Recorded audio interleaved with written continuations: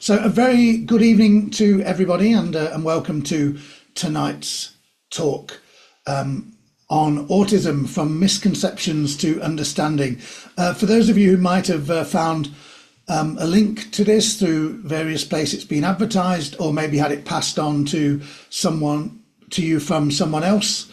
If I don't know you, my name's Ian, and it's great that you're here tonight to watch and listen to this presentation. Now, just a couple of things to mention in terms of housekeeping before we begin. If you could all make sure you do have your videos and microphones off. That is better for fewer distractions for everybody, including me. And the other thing is, obviously the chat function is there, and feel free, if you do have any questions that come up, if you don't want to kind of, if you think you might have forgot your question by the time we get to the end, because I'm going to do a Q&A at the end, stick it in the chat and then I can go back and look at that afterwards. But I'd like to kind of go through the presentation pretty much as is, and then answer questions at the end, if that's okay. So I'm going to share my screen, and he says hopefully, and we're going to hope that that works.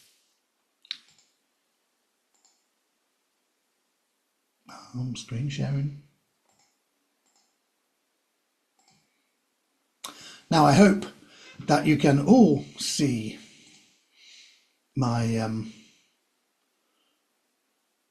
my screen there. That would give me somebody give me just a little bit of a heads up in the chat or something like that, just to make sure. Thank you, Claire, that's fantastic. So I guess then we can make a start, and you see my title page there, Autism from Misconceptions to Misunderstanding, and that's really what my aim is for this talk this evening. It's to take the topic of autism and to essentially to look at some of the ideas and definitions and some misconceptions that people might have, or misconceptions that are out there that you might come across even if you haven't already, and to try to move away from that to understanding, but not just understanding the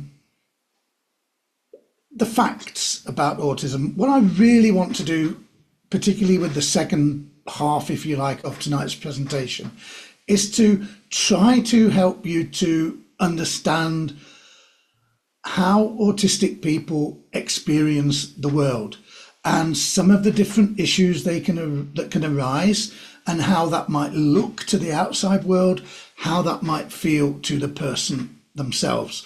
Now, I'm going to put a disclaimer on this, and I will repeat it when I get to that section. Of course, this is me speaking from my own experiences and my own opinions of some of these things, and I'm completely aware that every single autistic person will experience the world in a slightly different way. So some of the things I talk about might resonate with any of you who are autistic or who are very close to autistic people. Some of them might not, but that's also kind of the point, and to try to build up a better picture for everybody that way. So it's a little bit also about awareness to acceptance, because April for a long time has been when a lot of events, talks, educational initiatives and so on have been held relating to autism, and it was known for a long time as Autism Awareness Month. But in the last year or two, there's been a little bit more of a move to rebrand it, to redesignate it as Autism Acceptance Month. And that's quite an important difference, I think, because awareness, well, you can be aware of something, but it doesn't necessarily mean that you have a particularly good knowledge of it. And it doesn't necessarily mean that you are going to have any kind of reaction to that acceptance. in terms of you taking particular actions, or you dealing with people and circumstances in a different way as a result. So I think that thing of acceptance is accepting the way that autistic people are and their way of experiencing the world, and accepting that, and then thinking, okay, what does that mean? What does it mean to me in terms of how I deal with people, how we design and push to have the environments that we're in and that we're sharing with autistic people. So I think that's a really kind of important thing, because it is still the case. There's a lot of awareness, people are aware of autism, people know what it is, but there's still a lot of misconceptions and there's still prejudice. People have said to me in recent years about autism, and these are educated people with the best of intentions, that have said things like, talking about, for example, some autistic kids in a school class. A school governor has said to me, well, yeah, they were autistic, but actually they were really clever. And, you think, well, that's a compliment, but is it really? Because if you substitute the word black in that sentence for the word autistic, no one would dream these days with any goodwill at all of saying something like that. Likewise, I've heard it said by a parent whose child was going through an autism assessment process, well, I've got no problem with autistic people. I just don't really want my child to be one. Imagine replacing the word autistic in that sentence with gay or trans. Again, you wouldn't say it, but people feel like they can say it about autism, and that's why things like acceptance, understanding, education are so important. So the first thing, like anything, definitions are important. And what I'm going to do is use the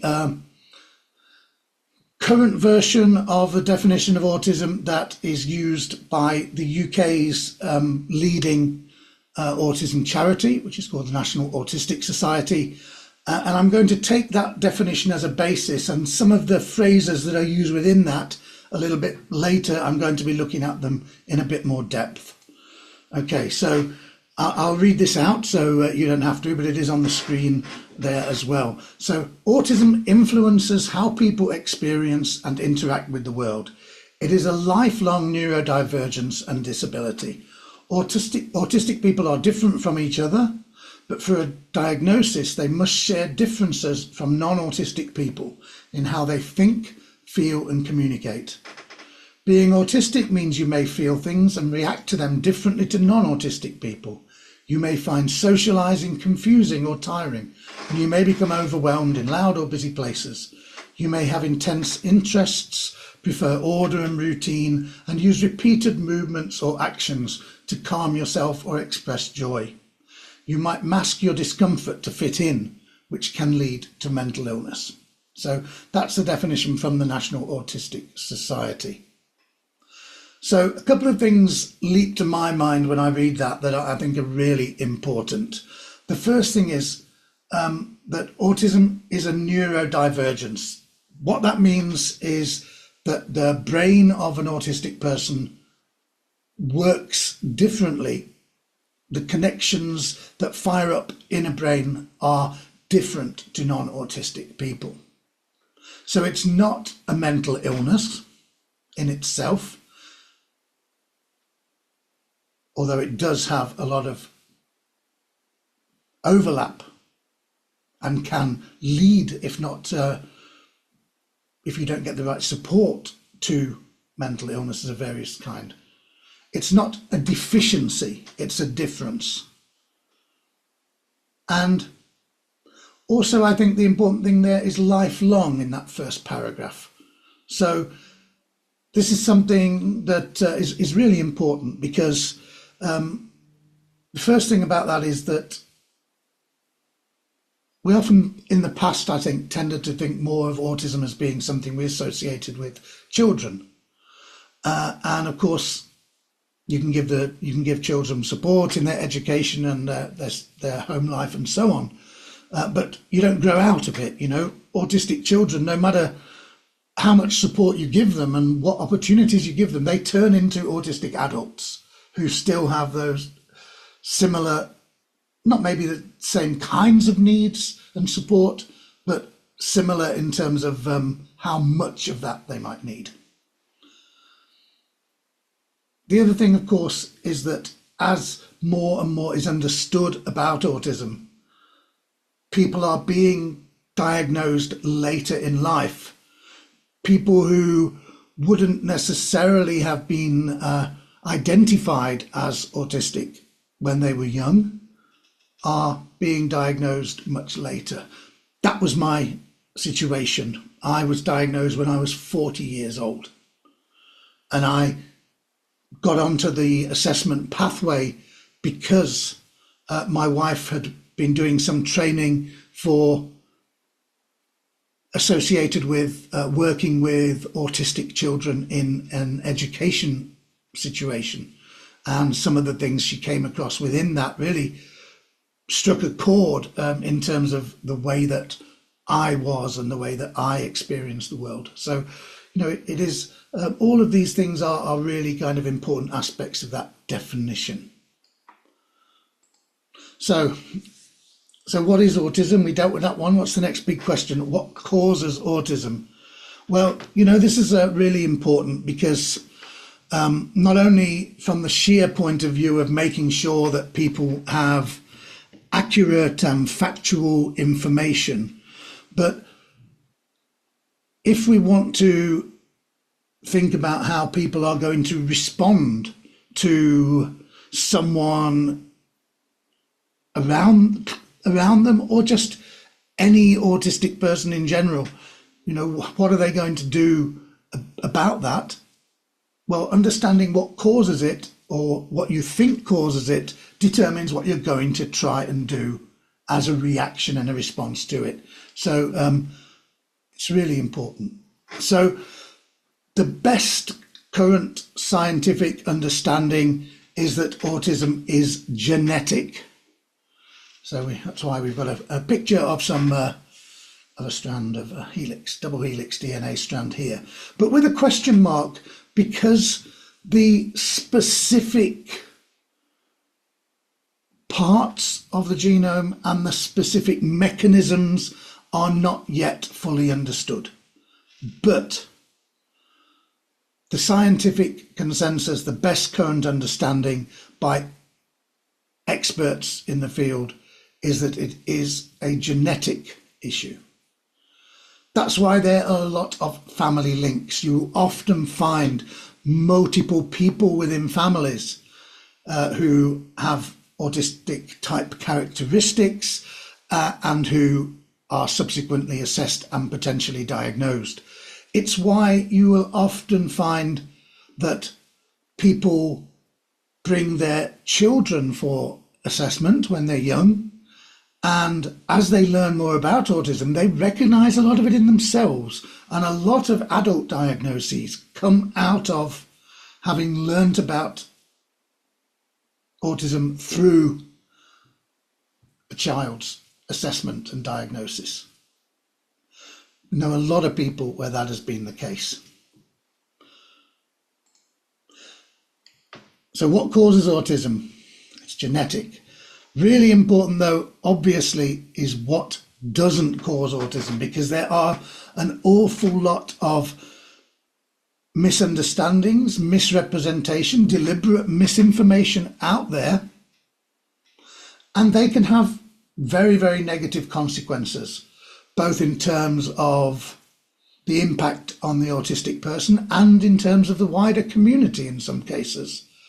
Harmful interventions can result that are not appropriate and don't actually do anything to benefit the person. It can also be a source of othering, of discrimination, and things like that as well. So understanding what doesn't cause autism is absolutely essential as well. And that's where we're getting into some of these misconceptions that are in the title of the talk. So this is the first thing that doesn't cause autism that has in some quarters been suggested. This very lovely picture represents gut bacteria. Lovely. Sorry for anyone who's eating at the moment or just had their dinner before the talk began. It is only a diagram. I'm not going to put an actual photograph up. Don't worry about that. Now, we know very much, and there's so much more new scientific information coming out that tells us about the strong links between the health of our gut and the way that our body and our brains function and on our mental health. And there's a lot of research in that area going on at the moment that is having an impact on the way that people respond to a whole host of neurological issues and mental health issues as well. But there is nothing in gut bacteria, in anything of that nature, that has ever been identified as being a cause of autism. It is not a cause of autism. Now, maybe like anybody, there are issues with the way the brain functions that can be improved by addressing issues with gut health. That's a totally different thing. That's dealing with an issue of being human and improving the efficiency and performance of our brains. It's not a causal link that is anything to do with autism. The reason that this can be an issue, well, people identify a cause and they think, well, that's a cause that maybe we can do something about. So there have been loads of horror stories that I've read about over the years where people have, well-intentioned, of course, but they have been subjecting young children to dangerously high levels of supplements and all kinds of things to try to prevent the impact of whatever the gut bacteria are that are being misidentified as causing autism. There have even been situations where bleach-based products have been sold as preventing autism caused by gut bacteria and given to young children. We can all see, the way that these harmful interventions are so problematic based on just this fundamental misunderstanding of what the cause is. So this little chap is actually a grotesque of some kind on St Mary's Church in Oxford, but he represents demons, and this has been a problem with autism and many other health and mental health conditions and disabilities in some very traditional societies and among very religious communities, where, because people are understanding this difference as being possession by a demon of some kind, where you're subjecting people to some kind of conversion therapy, exorcisms, or just ostracizing people from a community and possibly their struggling families as well. And of course, what impact does it have on someone, particularly a young person, in terms of their self-esteem, their self-image, if they're being told from a young age that the way that they are, that they can't do anything about, is caused by some kind of demonic possession? That's it doesn't even bear thinking about what the impact of that is going to be. But there's obviously no link with anything like that anybody has ever been able to even come close to demonstrating. So another one, and what this picture represents is bad or distant parenting. So there was a long held idea, a misconception that for a long time, I think before autism was much understood, when it was first identified and people were still investigating the causes, that it could be caused by distant parenting, by not communicating, not paying attention enough, not addressing the needs of very young children, leading to them to be growing up with this difference in how they behaved, how they perceived the world, how they communicated. Absolutely no evidence of it at all. I mean, I'm not saying that remote or cold parenting is a good thing, but that's no more or less true for autistic people than anybody else, I guess. And it's certainly not a cause. Ditto, the opposite, overbearing, smothering parenting. Ditto, tough love. The basic problem with trying to attribute anything about autism to the style of parenting, and to try to suggest that changing the style of parenting can do anything about the person who is autistic, is that we now know genetic, lifelong. By the time your parents even see you anywhere other than on a scan, you're already autistic. Nothing they can do is going to change that. Now, I've been doing these talks for quite a number of years now, in various different settings.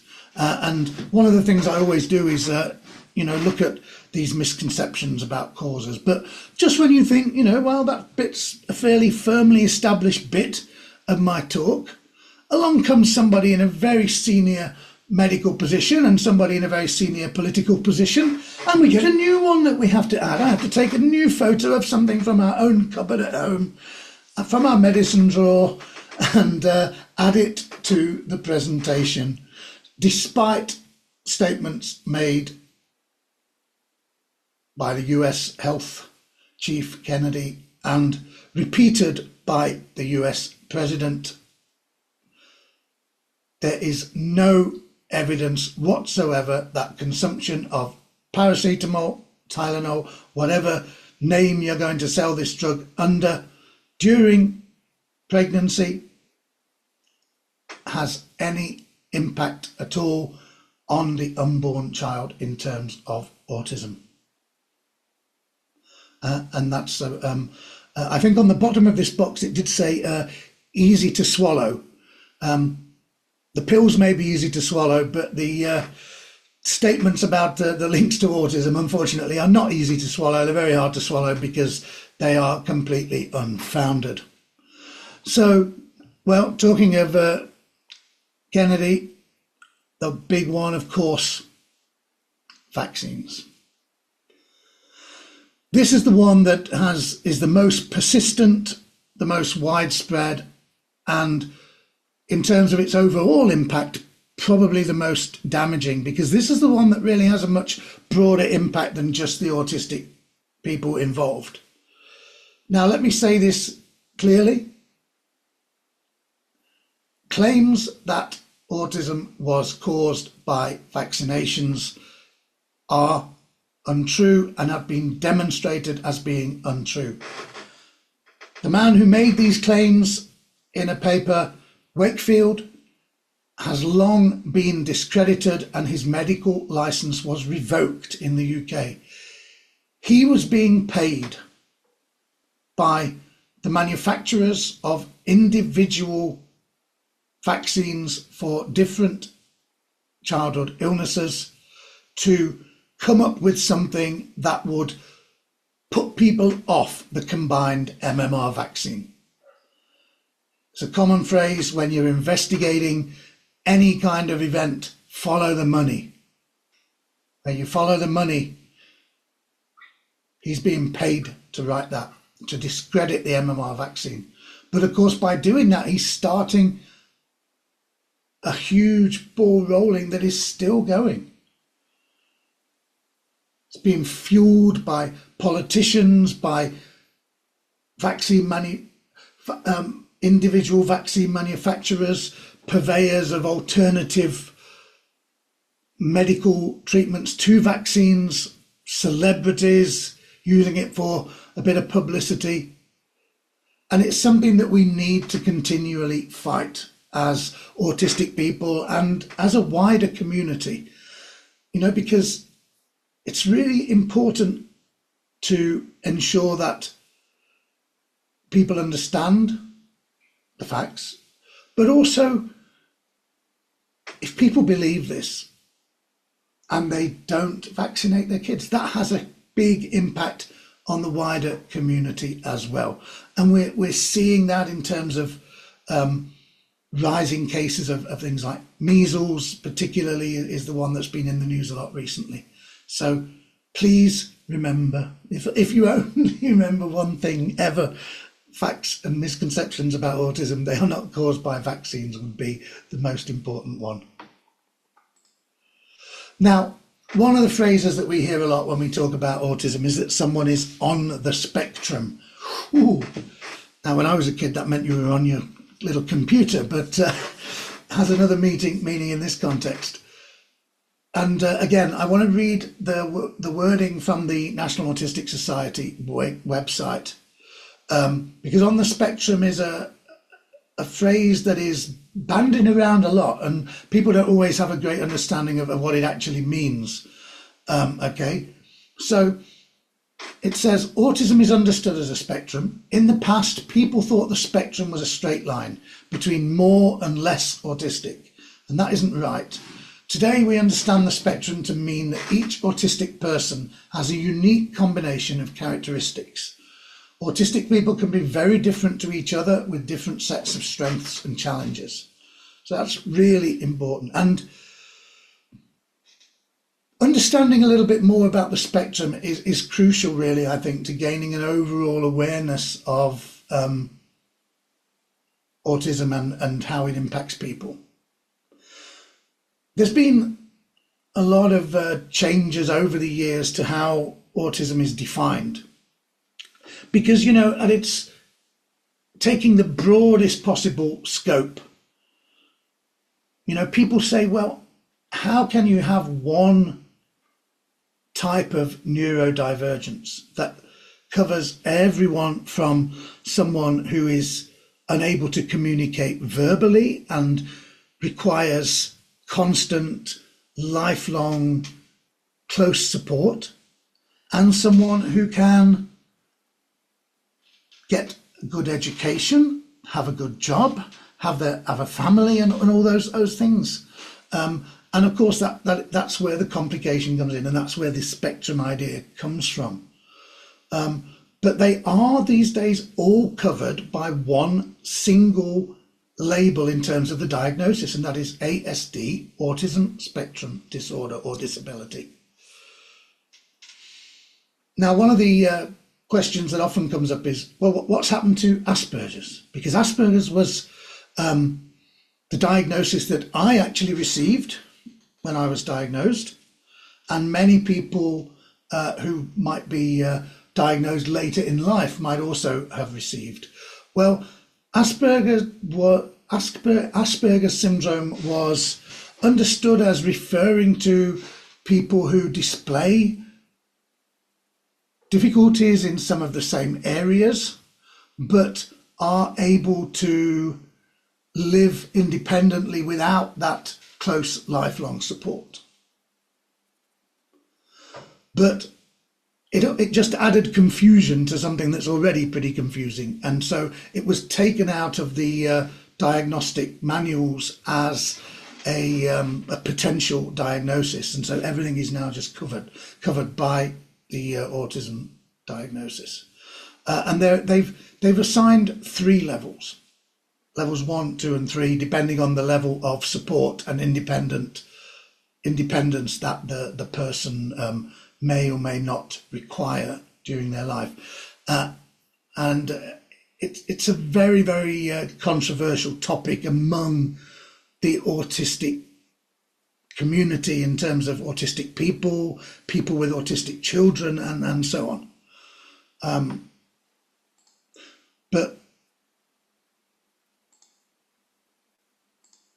so we're moving away from this linear spectrum like that towards more something like this. So you might have, for example, someone who is close to the edge of the shape in one dimension, one particular area that they struggle with, but they might be perfectly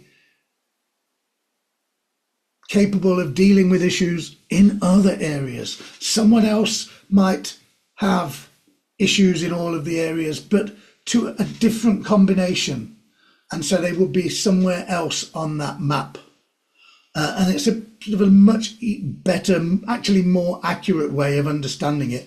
Now, unfortunately, of course, a 3-level model doesn't give you much scope for saying anything meaningful about an autistic person and what challenges and strengths and things that they might be facing in their lives. I mean, for heaven's sake, even if you had just a basic linear spectrum of the colours of the rainbow, that gives you 7 at least. But in their wisdom, whoever composes the diagnostic manuals have only given us 3 currently. So it is this very sort of difficult thing to kind of explain, and it's not helped really by the current model that's being used, because you can be in all 3 of the levels depending on what aspect of life you're talking about.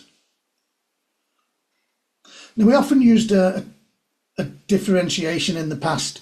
A lot of people don't like it, and I'm not a huge fan of it, but we talk about high functioning and lower functioning, and it's not a nice set of terms.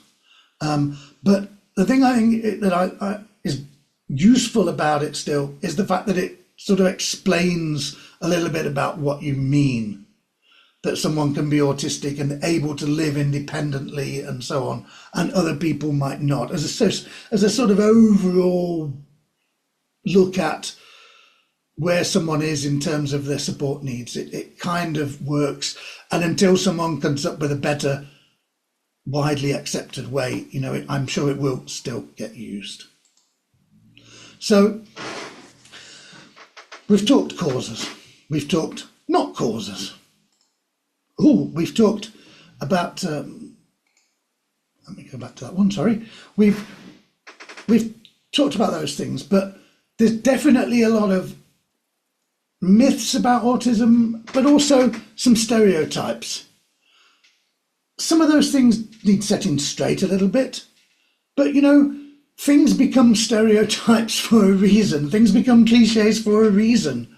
They often get exaggerated and generalized, but it's important to recognize how some of these stereotypes can be true, might not be, but can be, and what that means. And the context is very important as well. And the problem that, you know, I think a lot of autistic people share, because I hope that spectrum diagram gave you the sort of the idea there that there's a lot of different possibilities. There was a lot of places on that shape that you could be, but a lot of life is based on fitting into a kind of a one-size-fits-all model. There are certain expectations and norms that we're sort of expected to adhere to and to know about, and people are conditioned to expect other people around them to behave in certain ways. And when people don't, that's when it's easy to understand them or disregard them or even denigrate them in some way. So you know, it's another really important thing. So this is not a repeat of the vaccine slide.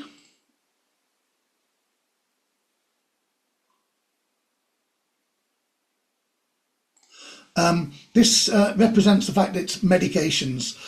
So the first myth is that you can cure autism. So no matter what medication, supplement, tablet, treatment, talking therapy, doesn't matter what it is, Autism is not an illness. It is not a disease.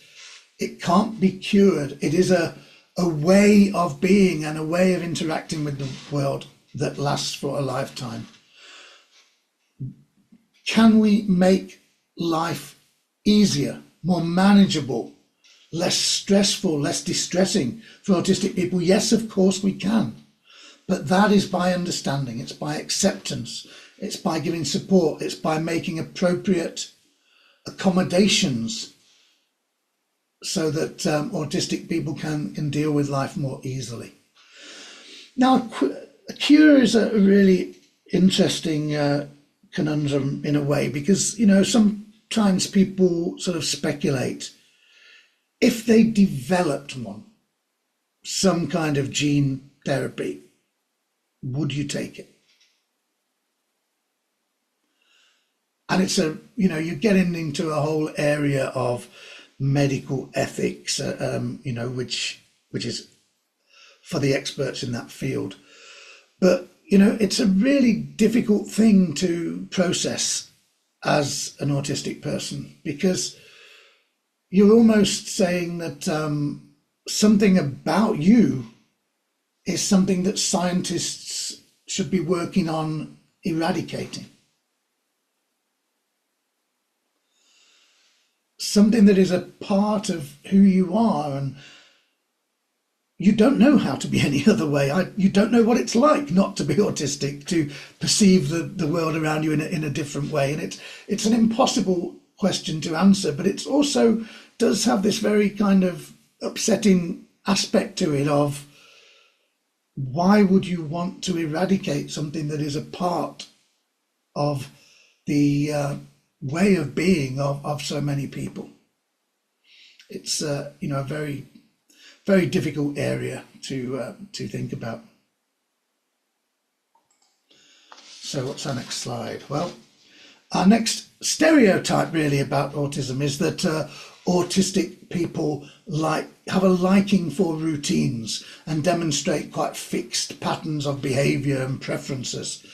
Now, this is a stereotype for a reason.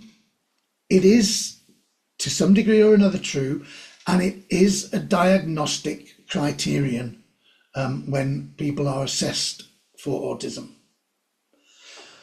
Now, why is that? Well, routines, it's all about predictability. It's managing anxiety, enabling someone to prepare for the situations that they're going to be in, what they're going to experience on a given day, at a given time, in a given scenario. So it is a strategy really that autistic people utilize, often probably subconsciously, to minimize the stress levels that they're exposed to. But I am quite a one for routine. I think this is something that but I never really noticed it when I was a child, because my home life, my family life, was very regimented, particularly from my mother. But then again, I've been told by professional people in the field that from things I've told them, they would certainly like to get my mother in for an assessment if she was still around. Now, I can be flexible, but more than a lack of routine, what is for me short notice cancellations of things, I find very, very stressful and hard to deal with, and having to change plans and come up with alternative plans for things at the last minute. It's the most difficult part of my work as a tour guide. But, this liking for routines has its benefits for me. Part of my job is planning tours, planning itineraries, working out the timings for things, where you're going to be at particular times, where you need to be. A lot of people I've worked with have said, "Oh, your itineraries are always pretty good. They work pretty well." And I think, well, yeah, because it's routine. I know about that. It's one thing I certainly know about. Okay, so here's a kind of myth, kind of a stereotype, and it represents the fact that autistic people do not like eye contact and avoid eye contact wherever possible. It is true for some autistic people, but it is not true for others, myself included. When I do these talks in person rather than online, I would at this point go and lean over and sort of stare into the eyes of a few of them, not to scare them, although it might, just to prove that it's not a problem for me.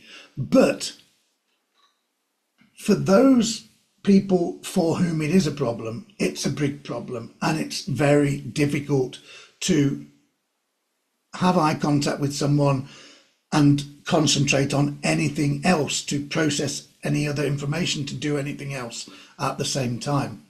Of course, the problem comes in with what people are conditioned to expect. Body language training that we have, and things you're taught just in society, really, in terms of what's polite, what's honest, what's rude. If someone doesn't look you in the eye, they're lying to you. If someone doesn't look you in the eye, they're not to be trusted. And so that prejudice against a particular behaviour then is transferred onto the autistic person who is demonstrating that behaviour, which is not really the fairest thing that could happen. Okay, this slide represents communication issues. Again, difficulties in communicating is a diagnostic criterion. I don't have trouble communicating generally verbally. I do struggle to say diagnostic at times, apparently. But autistic people, anything from completely non-verbal, could also be non-speaking, which is a voluntary non-speaking. That's the difference from non-verbal, which is an inability to speak, to people who are highly communicative, people who are autistic but communicate and speak for a living, like me.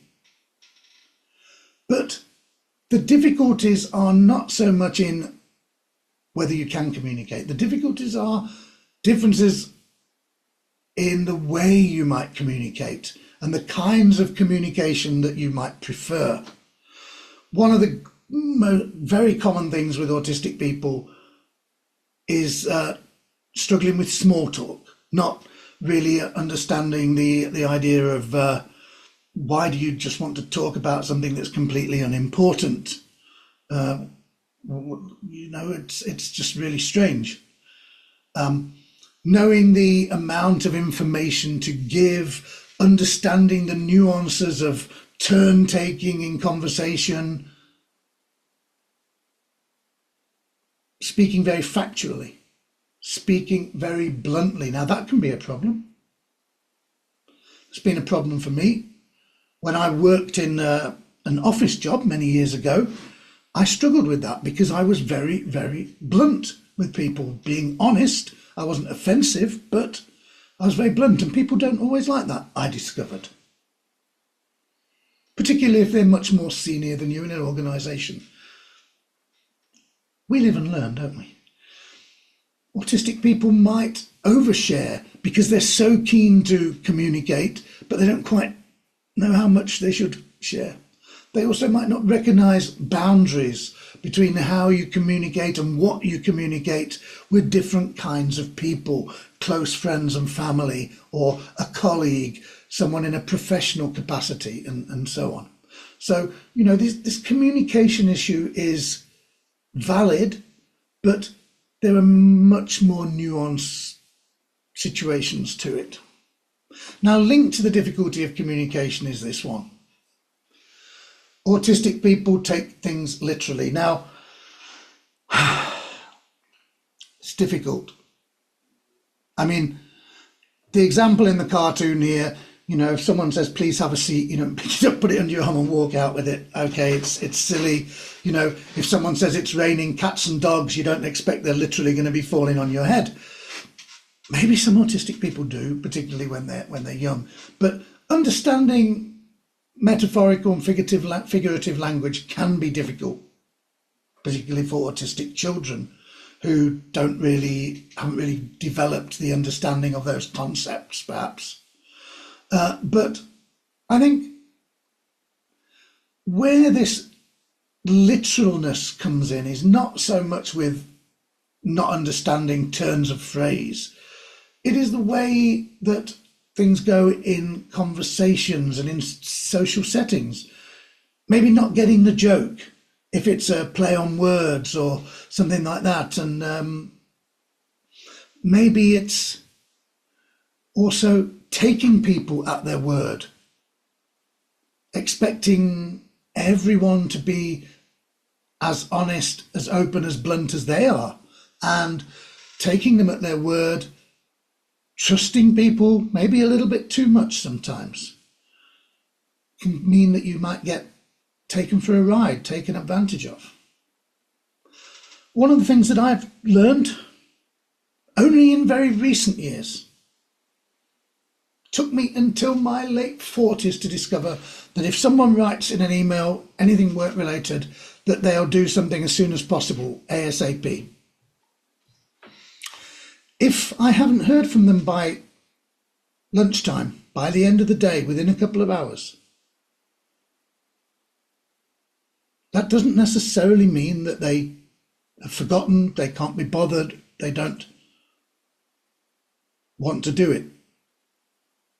They're rude, they're inconsiderate. Because who knew that as soon as possible doesn't actually mean as soon as possible? It kind of means more when I get a chance.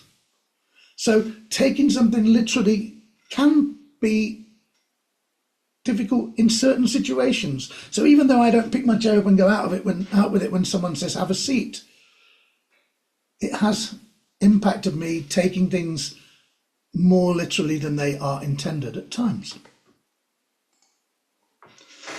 So one of the most famous representations of autism in any kind of media, certainly in my lifetime, and I think probably across the world, is the Oscar-winning film Rain Man with Dustin Hoffman and Tom Cruise.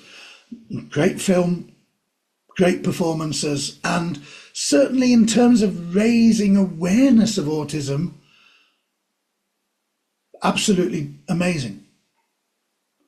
It also was one of the first times when we're starting to move from an understanding of very, very high support needs, non-verbal, a lot of physical tics and so on, to actually having an autistic person represented who is living in the world with support needs, but having conversations, doing everyday things. So, it is part of that move towards a broader understanding of autism. But of course, one of the things it did was to, it was based on at least loosely on a true story, but this myth that autistic people are a genius at mathematics, at something like that, just can memorize vast sequences of things, card counting in the case of the film, I think it was.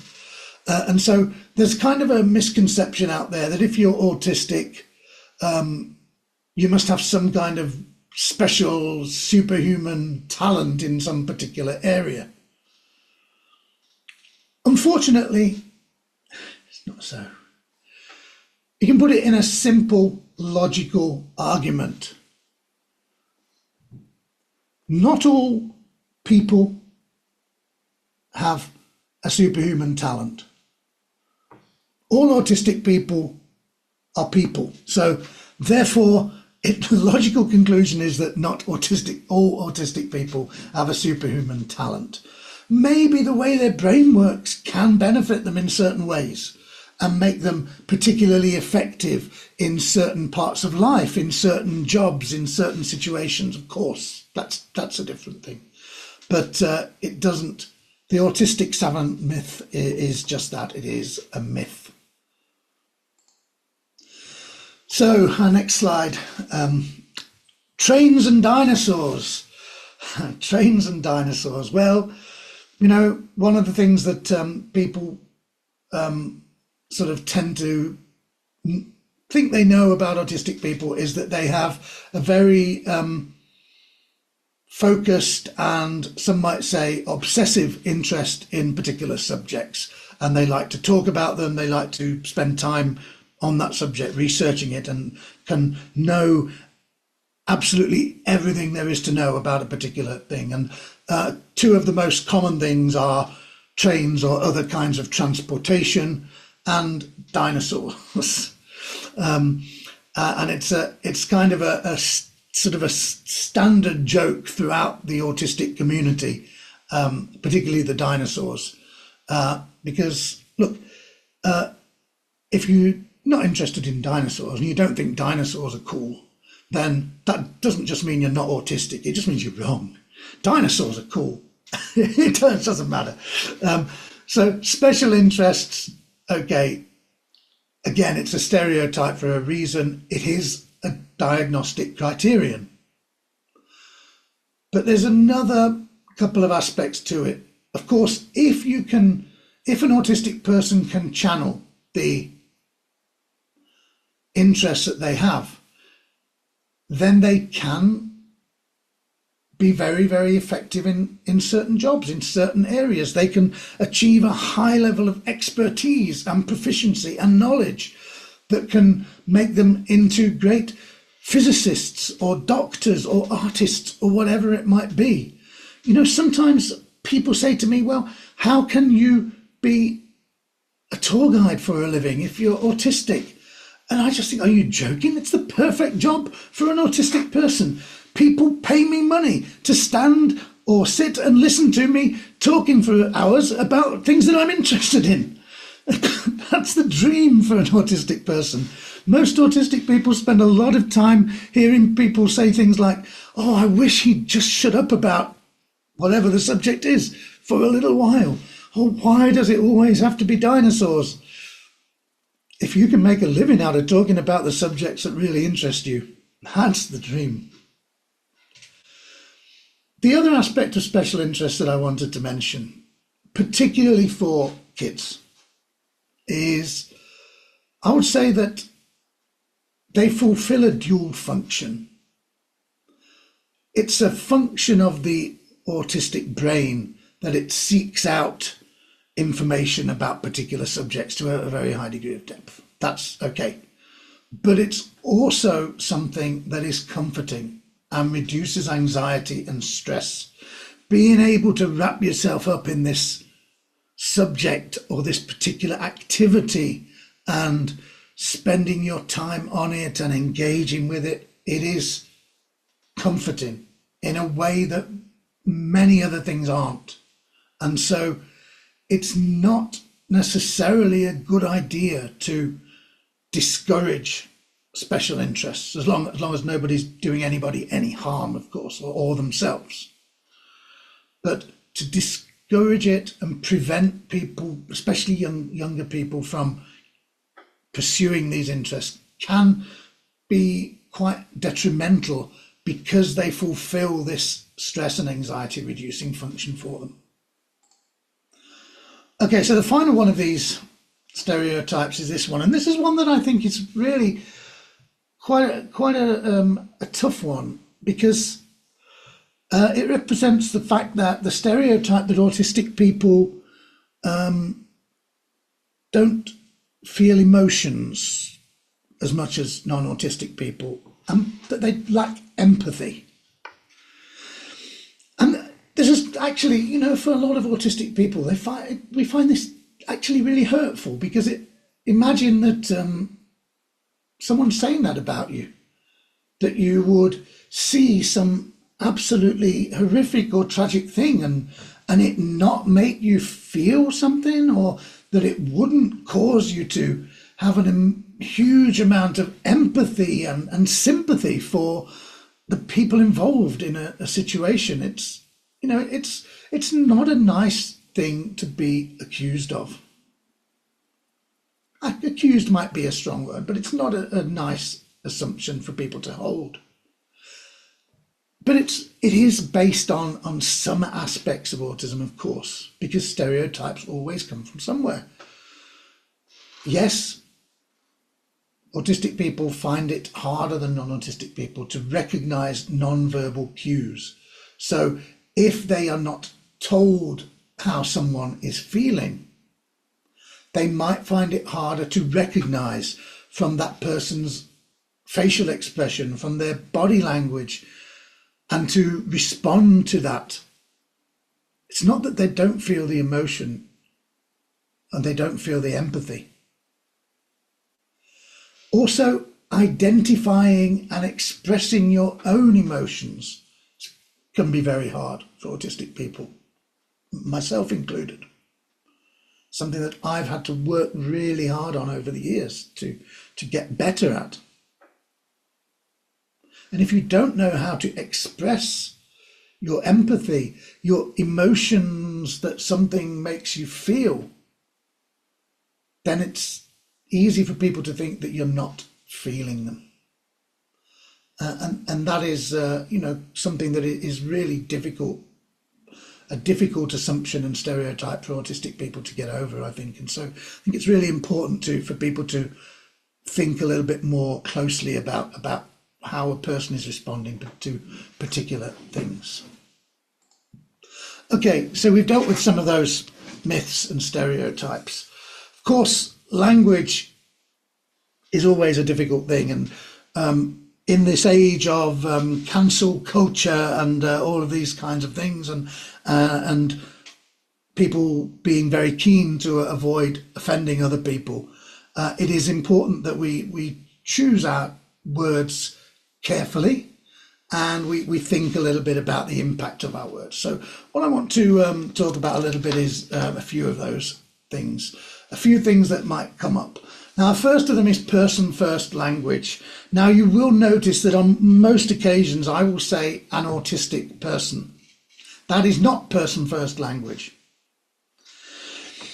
You might read articles, guidelines.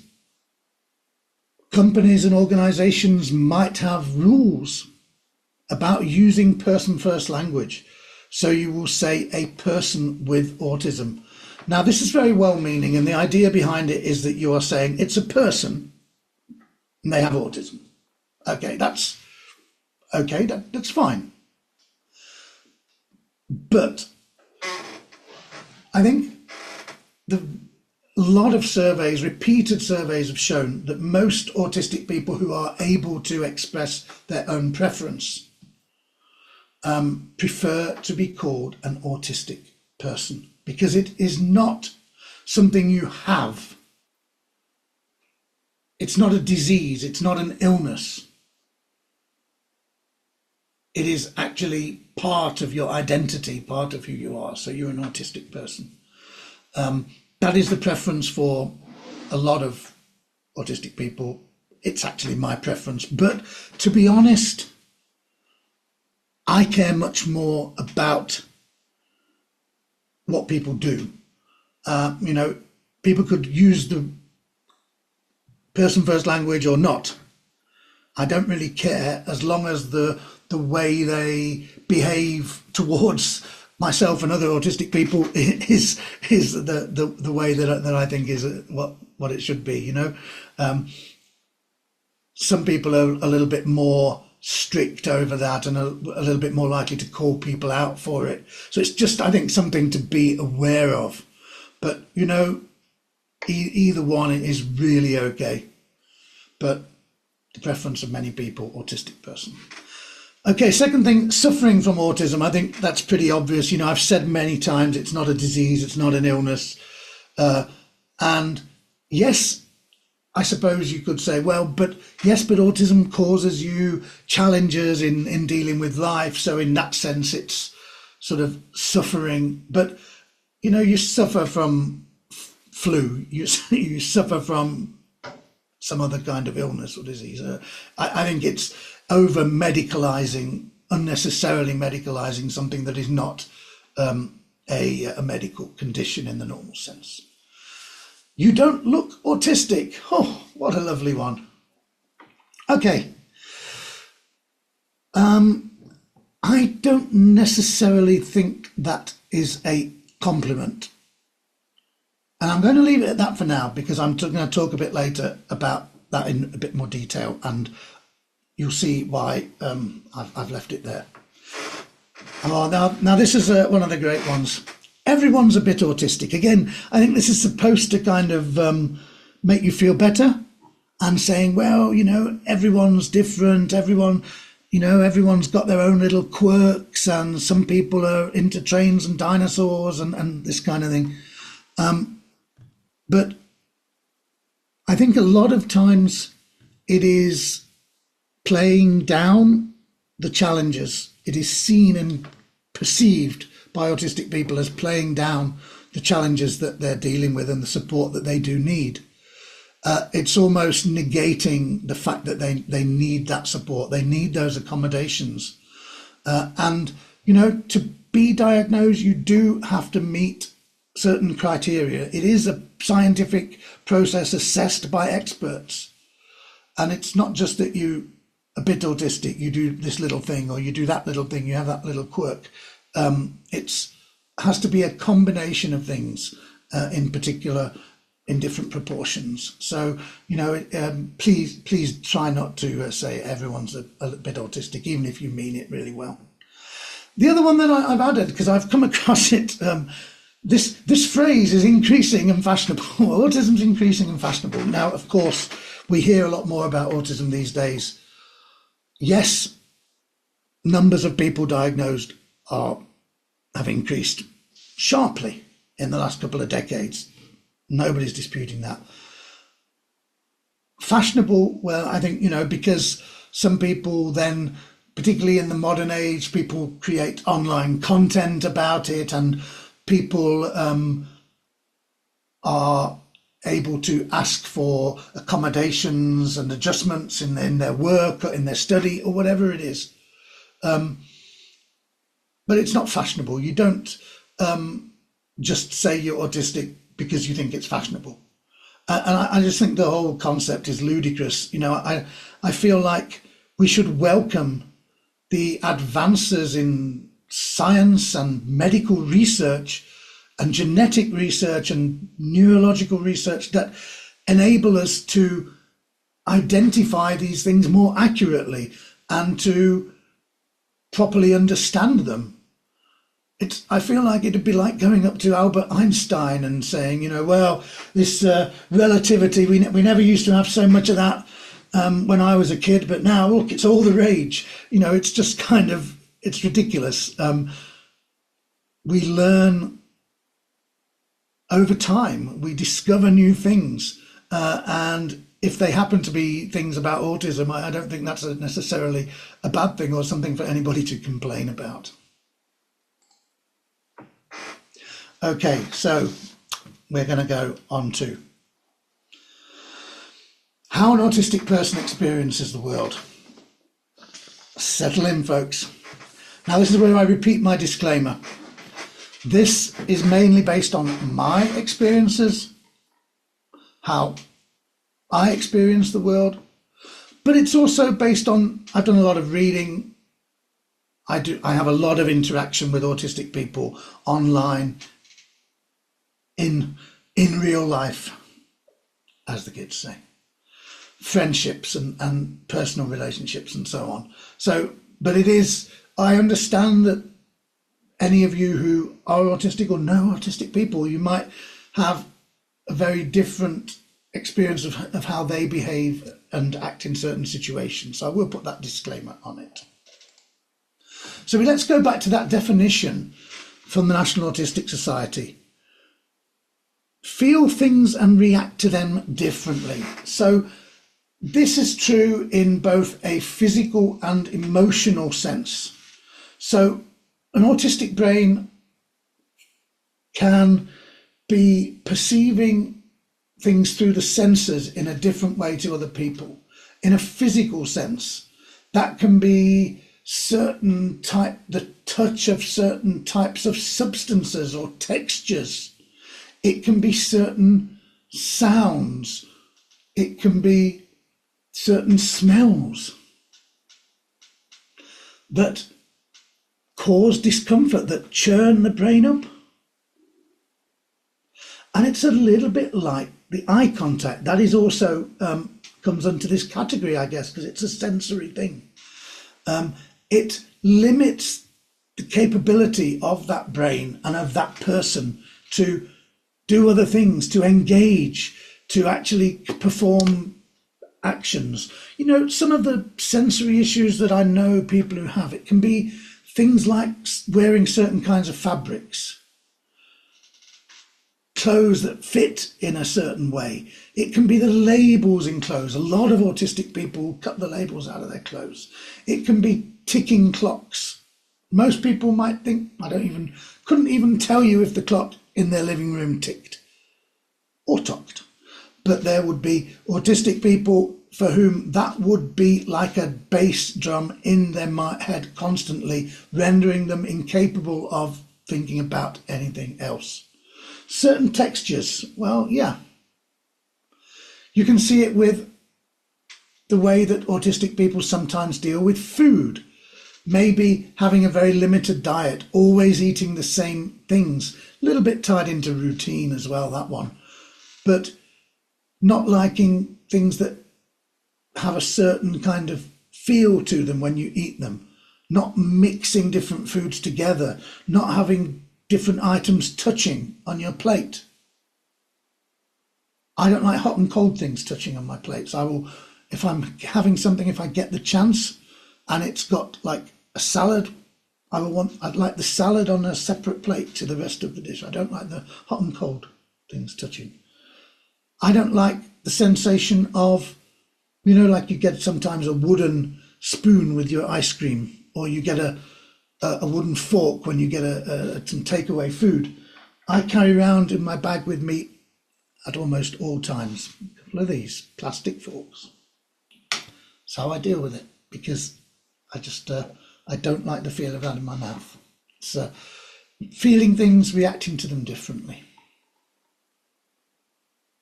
Now, one of the other aspects of that is temperatures. So apologies to everybody. You do have to look at for a brief time at a picture of my legs. Most people who know me anything like well will tell you that I have a great propensity to wear shorts, even in winter time, as shown on this photograph from a few years ago when we had a decent amount of snow. But I was wearing my shorts at home that day. There I am standing outside in the snow to demonstrate. But it's often something that I've heard from parents of autistic children where they've been really quite worried about their children not wanting to wear a coat when it's cold outside, or wearing short sleeves in the winter, or conversely wanting to have a big coat on in the summer when everybody's sweltering. And they're worried about, should I, I'm really worried that they're going to get too hot, they're going to get too cold. And my advice to them is always kind of the same, and that's leave them be. Because if they're assuming they're capable of communicating their needs, whether that's verbally or no, whatever way they want to do that, they'll let you know. Because autistic people know better than anybody else often what they need at a particular time and in a particular situation. I always find it strange when I'm wearing shorts in the winter and people say to me, well, aren't you cold? Well, obviously not, because if I was cold, I'd be wearing long trousers or a bigger coat or anything like this. It's just kind of a somewhat ridiculous question. So feeling things and responding to them differently. Okay, the next phrase I want to pick out in this is becoming overwhelmed in loud or busy places. Noise. It is a sensory thing, but it's worth singling out for a special mention. This loud or busy places takes various forms. It can be just the sheer volume of noise. You will often find autistic people wearing headphones, and they don't necessarily have anything playing on them. Might just be to block out some of the noise so they're not being overwhelmed by it. They are able to do the tasks that they need to do, to go where they need to go, whatever the situation is. But the Other problem I think can sometimes be picking out individual noises, listening to people speaking when there's music playing. You know, if I'm in an environment with a lot of background noise and someone is sitting next to me, they could shout into my ear. Happened in a pub just last weekend. A friend of mine was, and she was really close. She was shouting, and I just could not pick it out of the background. Didn't matter what she tried to do. And it's overwhelming because it totally occupies your brain and it makes you freeze. You're not able to think of anything else, to process anything else. You've got no capacity left to deal with anything except that noise that you are having to deal with. Now, whether it's something to do with noise is a very strong one. Something to do with smells, something to do with taste, touch, combination of all of these things. They can lead to what is called a meltdown. And autistic people, I think it's probably a sort of another stereotype that autistic people can have a meltdown. It basically is what happens when you have too much of any stressful situation. How does a meltdown manifest itself? Various ways, depending on who you are, what the situation is. It can be crying, extreme distress, curling yourself up into a ball, hugging yourself, making sort of jerky or repeated body movements, aggression, shouting, all kinds of things. Particularly in very young children, it's often mistaken for a tantrum that all kids can be susceptible to. How does it feel? Well, for me, thankfully the rare situations, I freeze. The last time I remember having a genuine full-on meltdown was last summer when I was working in Germany. I was at a very loud theme park and there was noise, there was people. It was just a complete and utter overwhelm.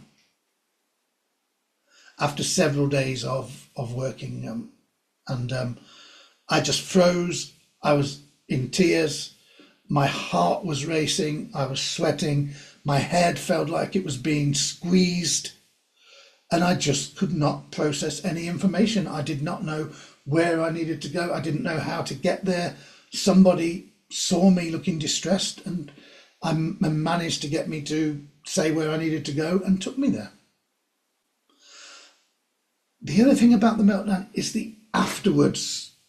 You feel upset, you feel stupid, you feel really embarrassed that you know, particularly as an adult, that you've kind of made a fool of yourself, I guess is how it feels. So, you know, it's a really powerful thing to have to deal with, whatever age you are, whether you're 2 or whether you're 52, as I was last year when it happened to me. So, you know, we do various things to try to ease that tension a little bit.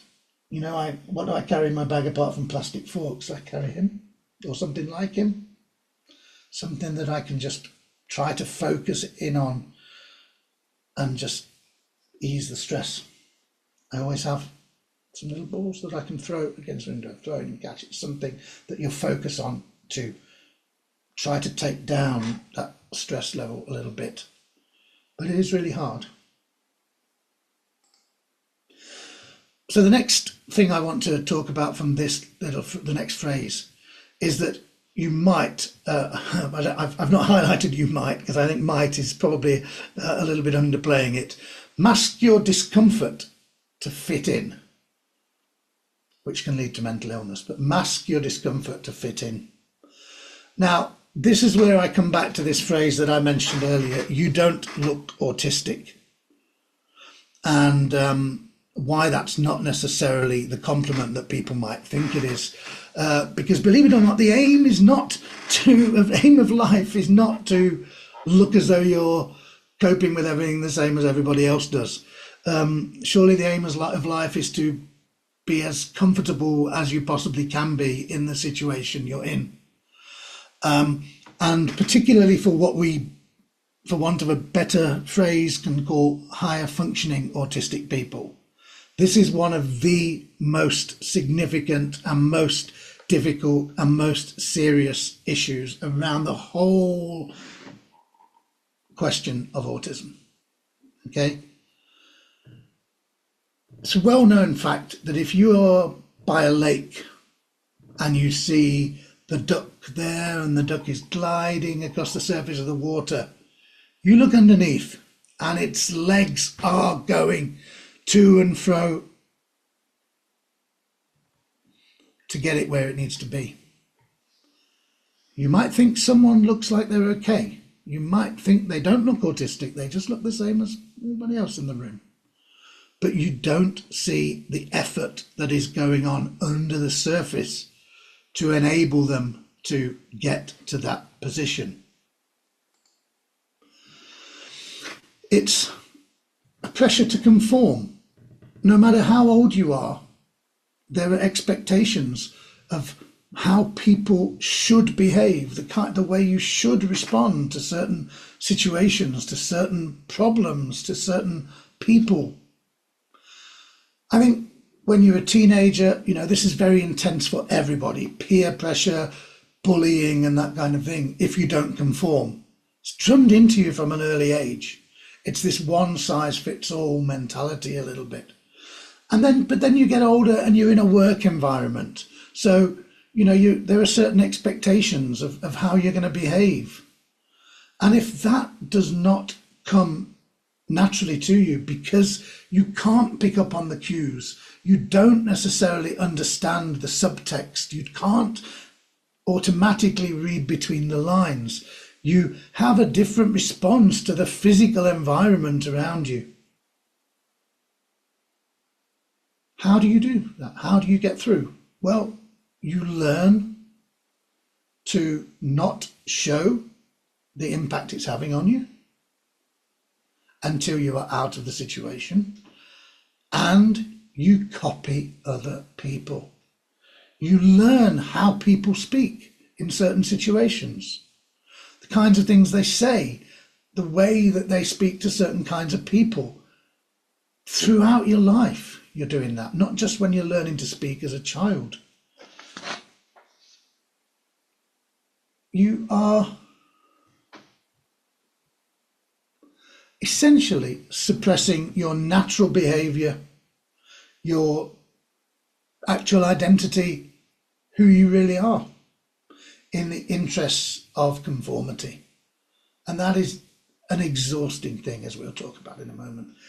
Now, this is also one of the reasons why autism traditionally has been very, very underdiagnosed in women and girls, because studies have very clearly shown that women and girls, particularly teenage girls, when the personality is starting to take shape and when often some of the characteristics of higher functioning autism can be easily identified in boys, girls are better, studies have shown, at social mimicry, at doing this, at masking, at copying other people. And so the characteristics have not been so easy for people to identify and to perhaps channel them towards an assessment. Things are improving as our understanding improves, of course, thankfully, finally. Okay. Find socializing, may is an interesting phrase, find socializing confusing or tiring. Social situations are very much linked to the previous points, of course, but social situations are particularly difficult because you have sensory input, you have expectations, you also have communication, which is one of the issues that is a diagnostic criterion for autism. I mentioned small talk, absolute mystery to many autistic people. If picking out voices in a social situation, so that makes it very hard to follow the conversation in a group of people if people are talking at once and trying to pick out who said what and where the conversation was going. And so it's very easy to get left out of that situation. If, as an autistic person, if I'm going into a social situation, and I know that many other autistic people do this as well, I will kind of practice. I'll be scripting potential conversations in my mind and rehearsing what I'm going to say. You know, when someone asks me, how was your week? How can I describe my week? And I will think of a good way to describe my week to them when they ask me. What else might they ask me? Oh, they might ask me, you know, how somebody in my family is. And all of these things being rehearsed in advance. And of course, if it doesn't go that way, deviating from that is very difficult too. Sometimes, obviously, it's easier than others because socializing in situations that involve a special interest are much easier because you are equally knowledgeable and equally confident speaking about a particular subject. You might find that you actually know more about the subject than the other people there and have more to contribute to the discussion than they do. But generally speaking, you know, that's not always the case. Because of the difficulty of picking out and following conversations, I tend to prefer smaller groups and quieter settings for socializing. I don't mind live environments. I go to sports games, you know, I go to hockey matches all the time. I love it. You know, the crowd noise and everything like that. I love live music. I love concerts. But that's a different thing. The other problem with socializing is expectations that people will want to go. You know, that people want to go to parties, that people want to go out for dinner, that people want to go for drinks after work. And it's almost this idea, this expectation that if you turn down invitations to social events, that you're being unfriendly or distant or rude or whatever it may be. I think it can be particularly, you know, if you don't want to go out and socialize with people after work. But what you have to remember is that if you've spent all day or all week masking, mimicking, suppressing things, concentrating on saying the right things to the right people at the right times in the right way, and trying to prevent yourself getting overwhelmed by all of the sensory inputs that are coming your way, the last thing you want to do is do some more of that. You can't do it. You need to take time to decompress. If you don't, what happens? Well, you're going to end up just having to do that decompression later. And if you're coming home later in the evening, it's going to be impinging on you getting healthy, restful sleep and all that goes with that. So you take all these things together that we've talked about, sensory issues, masking, social difficulties, and of course the everyday stresses of life that everybody faces, whether they're autistic or not. You know, it's not just autistic people who face stress. Well, that's completely understood. I wouldn't ever dream of suggesting otherwise. One of the biggest problems for autistic people is managing your energy, stress and anxiety levels day to day. There's a couple of different ways of explaining this that I want to quickly go through with you. Okay, so here's the first one, spoons. Now, a phrase that you might have heard, you might never have heard it, don't worry if you haven't, but you might have heard someone say, I just haven't got the spoons for that today. What that basically means is, I just don't have the energy, I don't have the capacity, I can't deal with that today. Somebody came up with the idea of using spoons as a metaphor for energy levels. And they said, okay, every day I've got so many spoons, and each thing I do costs me so many spoons. And when they're gone, they're gone. But that's the same for everybody. But the idea is that if you're autistic, being in a social situation, being in a loud situation, being in a meeting, it'll cost you more spoons than somebody who isn't autistic. So you get through them quicker. You'll be running on an empty spoon situation for longer. That's all it means. Someone says, I don't have any spoons. You can look at it like money. Spoons, you could liken it to money. So, you get every day a supply of energy, a supply of money, and you've got to spend it on different things. And if you're autistic, those things cost you a bit more. You can go overdrawn.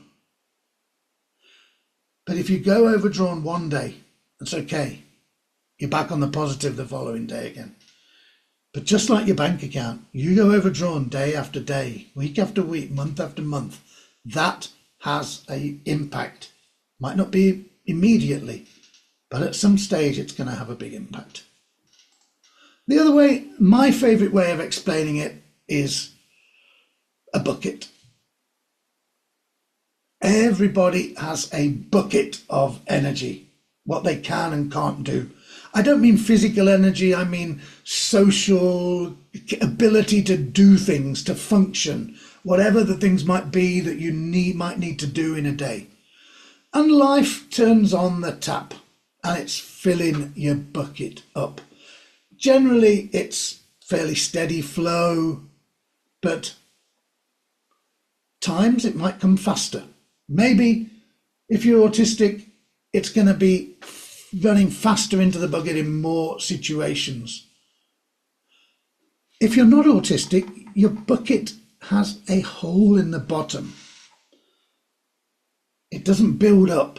So that situation comes, you deal with it, and it's gone. It's drained out of the bottom. Probably almost as quickly as it's being put in most of the time. But if you're autistic, you don't have a hole in your bucket. It's filling right up to the top. You can't stop it. If you have a hole in your bucket, the only way that it ever overflows is if some severe flow of water is being put into it. Really stressful times in life, which can happen, of course, to anybody. But generally, you've got your hole in the bottom of your bucket. If you're autistic, you probably haven't. What's going to happen? It's going to overflow.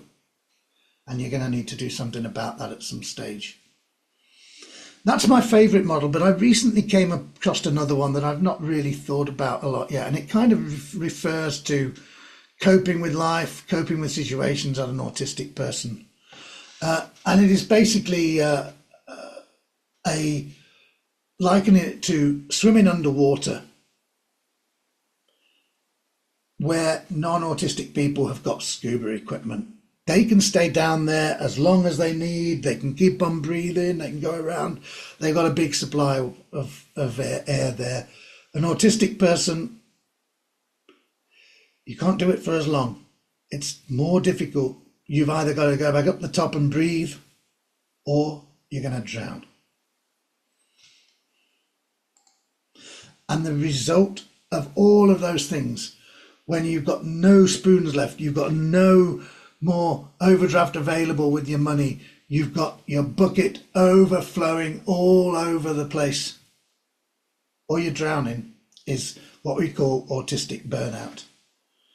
Now, when I went away to university, I did my first year at university, first time living away from home, new situation, new friends, new activities, new routines, everything like that. And I threw myself into it. I had a good first year at university.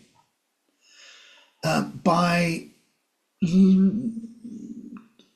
term started again, late September. By early November, I was in bed. By late November, I was out of university for the rest of that academic year. I was back home with my parents, had to redo that year at university. At the time, nobody really knew what the problem was. I was seen by all kinds of doctors. They diagnosed various kind of viral, post-viral issues. Nobody really knew.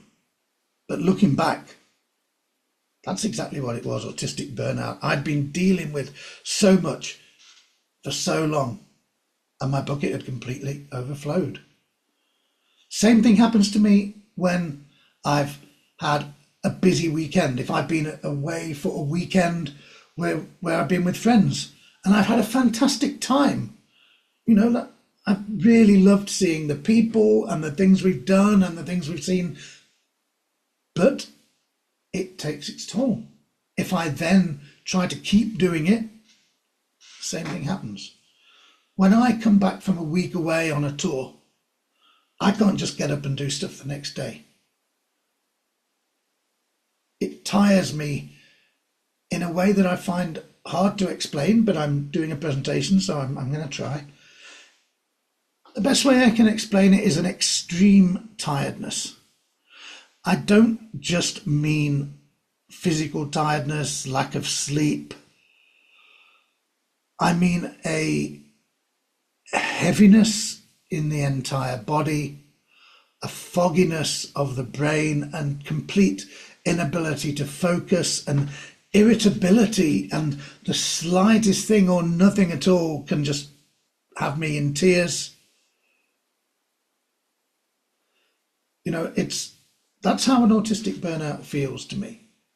Now, there's a lot of research currently being done in this area, and there's a really important study published in 2025, so just last year, led by Ali with other researchers involved. And that showed and identified and really outlined in a scientific-based study the impact of having these overwhelming sensations.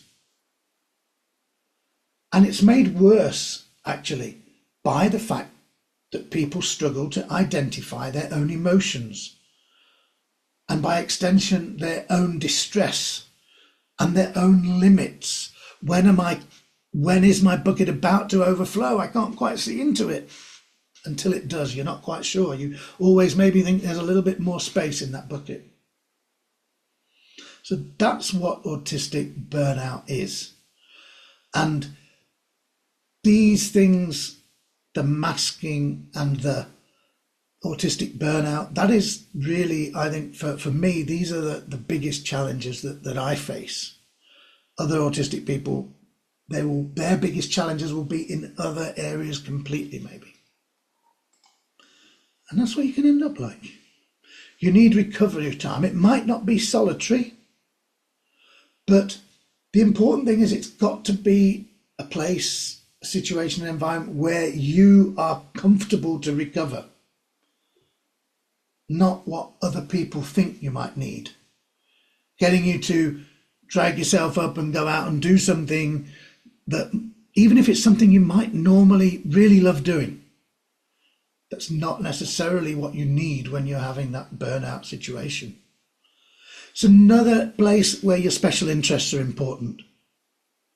Being allowed to do the things you need to do, whether that's your special interest, whether that is called stimming, which is sort of a phrase we use for repetitive movements, whether that's tapping your foot, banging your hands together, clicking your fingers, whatever it is that you might do. Just a chance to engage in your own preferred behavior, to withdraw, re-establish some kind of equilibrium, your routine, because you're in that burnout phase. So what I hope that I can give you from this is an idea that sometimes we might need to look behind the mask. We might need to not just think, oh, that duck's sailing very serenely over the lake. Look below the surface. Is there anything that you can do if you know an autistic person? Can you do something to support them? Can you do something to help them prevent their bucket from overflowing? Can you do something when they're in that situation, when their bucket is overflowing? What can you do to help them get themselves back on an even keel again? Can we maybe change our expectations a little bit? Can we improve people's working environments? Can we approach our friendships and family relationships in a different way? Can we take a maybe more flexible attitude to what we think is, horrible word that I don't think I've mentioned yet, normal? And don't assume that because someone looks like you, they think like you, that they're feeling like you, or they have been reacting to situations in the way that you would. And that's why you don't look autistic isn't necessarily a compliment. So I just want to finish with a few resources and links for you. National Autistic Society is where I took the definitions from, but they have a brilliant amount of resources on there.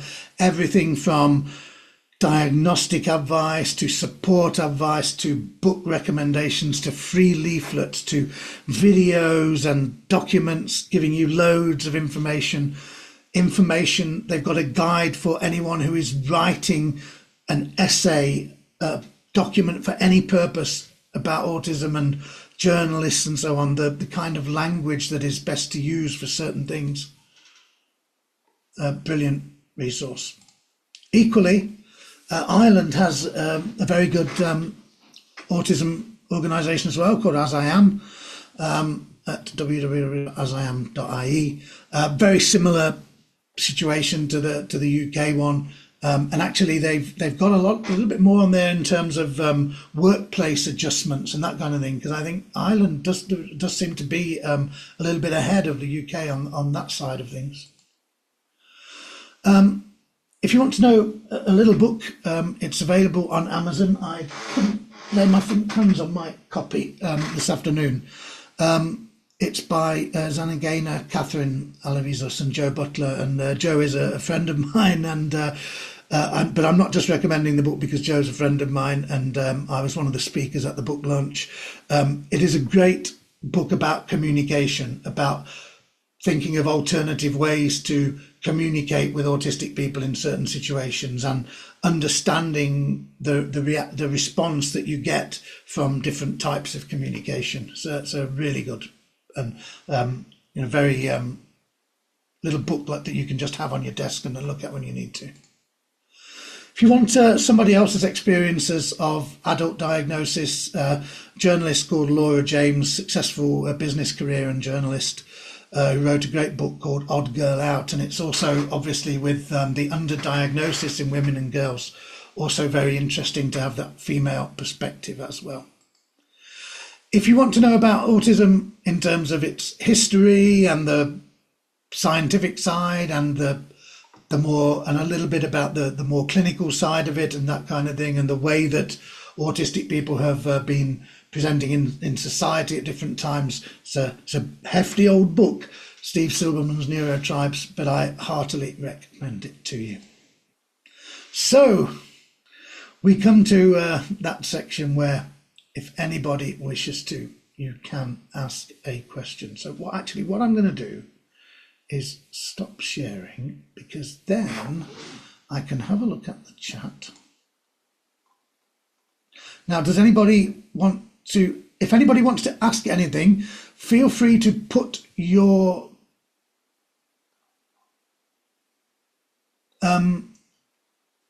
microphone on and ask verbally if you wish, or you can put it in the chat. Trying to think. I'm trying to see if I can see what.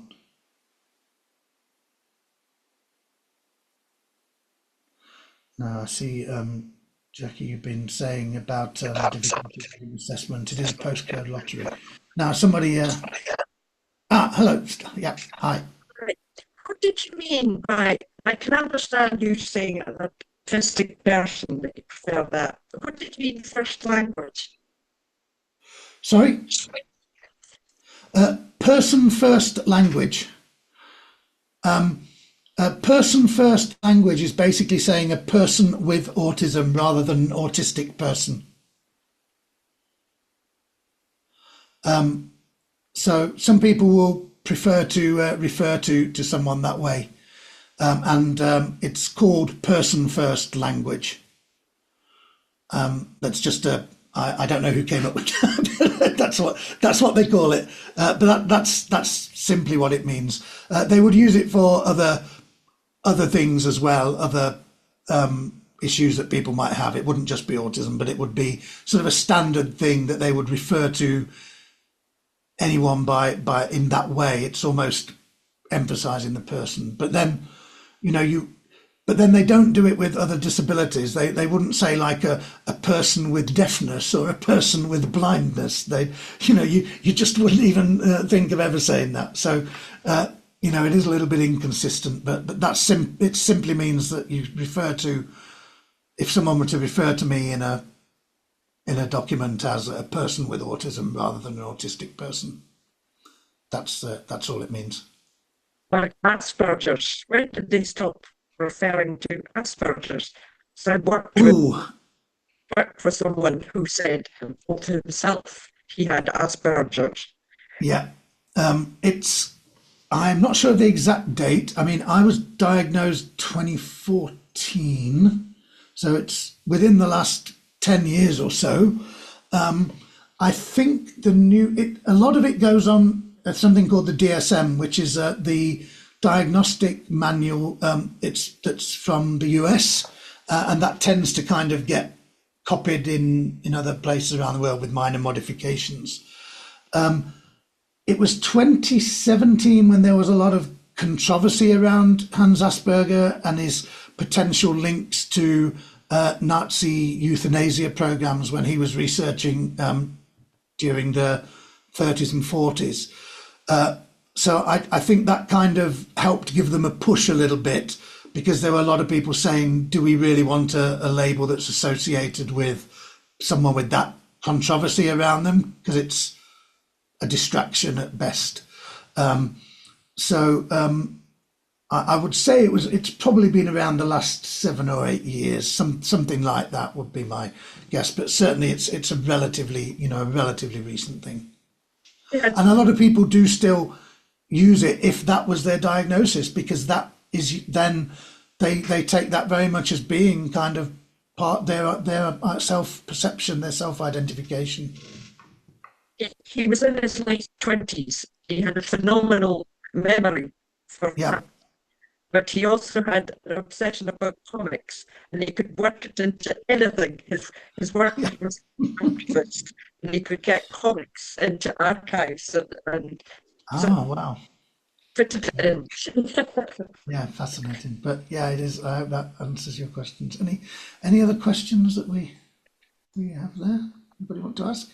I haven't really got a question, but I think one of the problems that I'm wondering about is people getting into work. I know when I was at work, maybe I'm autistic, but I had that problem of understanding what people really meant.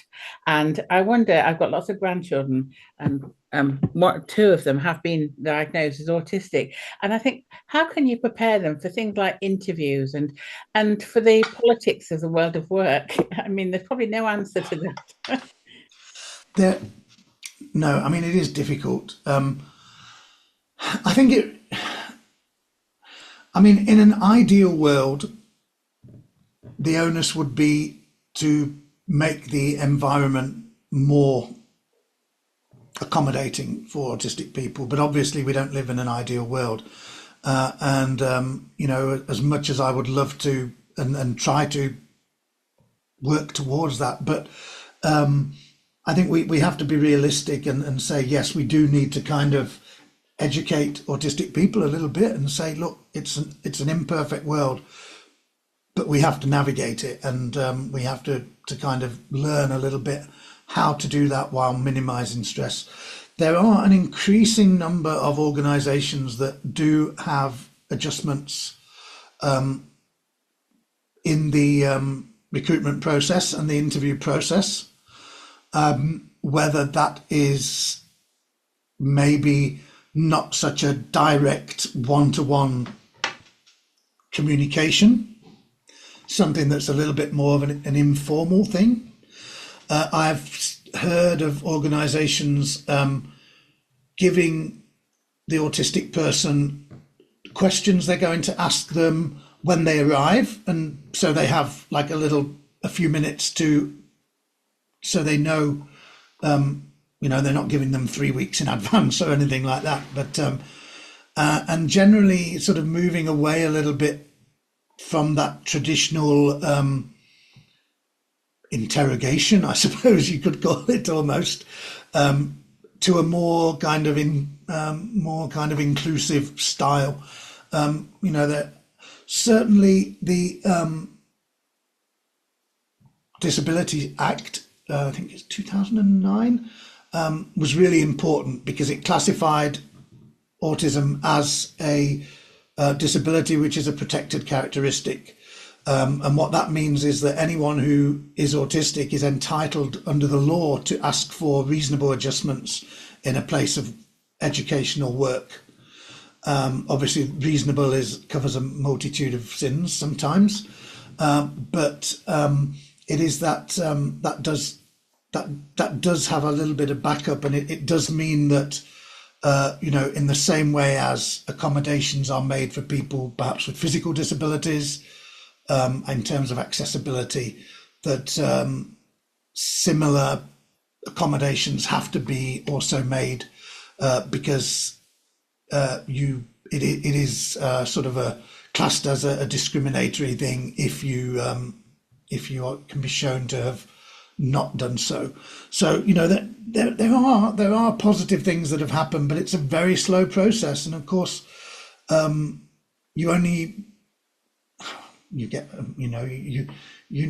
something you need to kind of.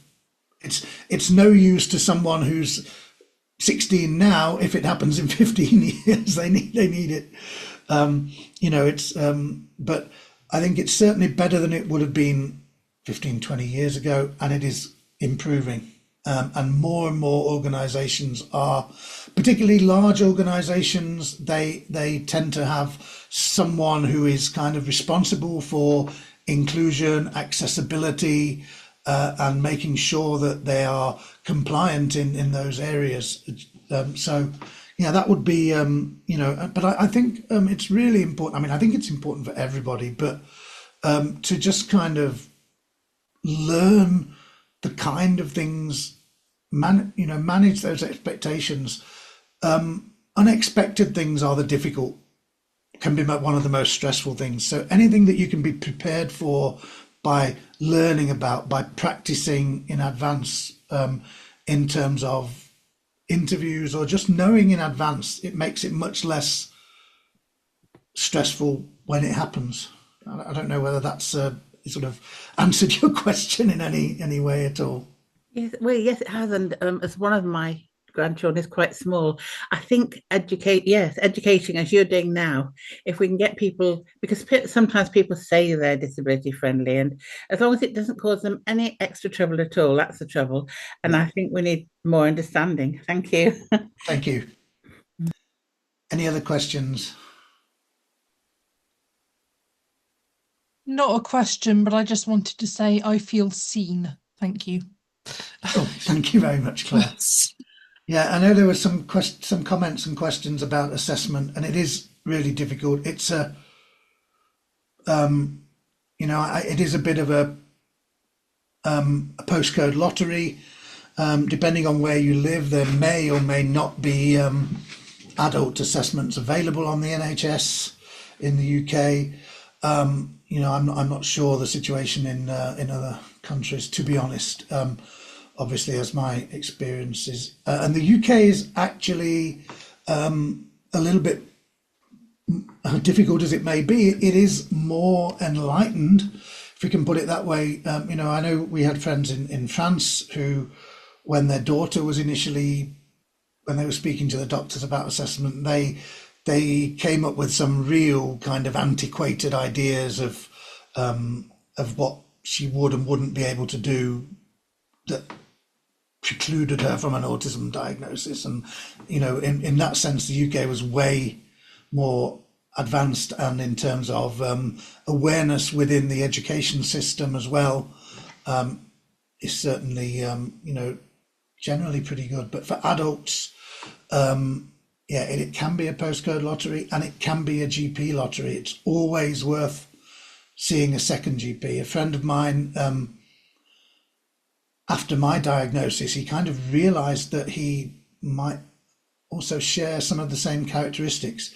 Also a tour guide, and shares the same name as me, as it happens. But I don't think it's compulsory to be a tour if you want to be.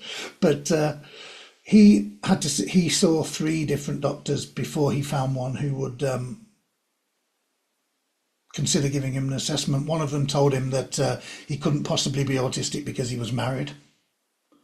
Yeah, so I understand the issues. It is always worth getting another opinion. Obviously, if you can do that while, if you're in the UK, certainly while still doing something with the NHS, you know, the private route is available and is likely to get you quicker to someone with a genuine specialism in the area. But of course, it's not something that is viable financially for many people. So it is a real difficulty.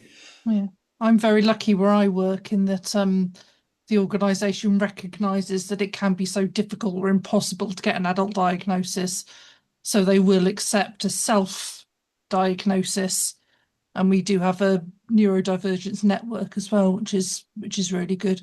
But there are some online questionnaires I've done which I think are pretty much official and a fairly good indicator. Yeah, I think you yeah, it is.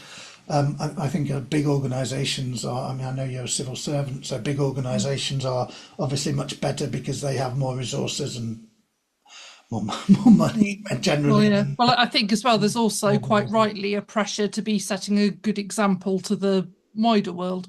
Yep, absolutely. So that's great. Any more questions from anybody? Well, I'm. If not, I'm delighted that you've all come tonight.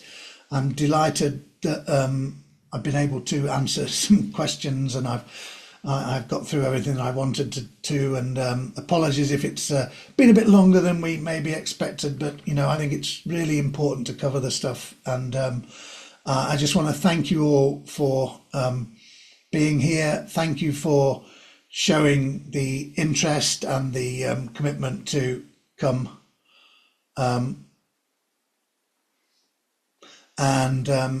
Please feel free to share links to the recording of this on my YouTube channel with anyone who you think would be interested, or it might do them good to watch it, whatever kind of thing you think that would be.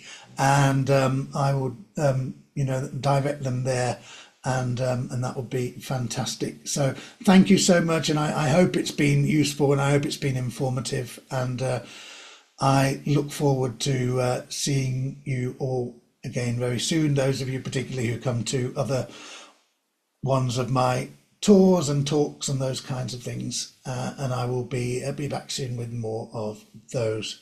Thank you, Jackie. Oh, my chair's loud, is it? Or I'll get a bit of WD-40 on that before I do another talk from home. It's got to put up with me sitting in it for long times. Thank you very much to everybody. Thank you, Claire, for your help with the links and keeping an eye on the chat. And thank you again, everybody, and I will see you, I hope, very, very soon. Thanks, everyone. Bye. Thank you. Thank you.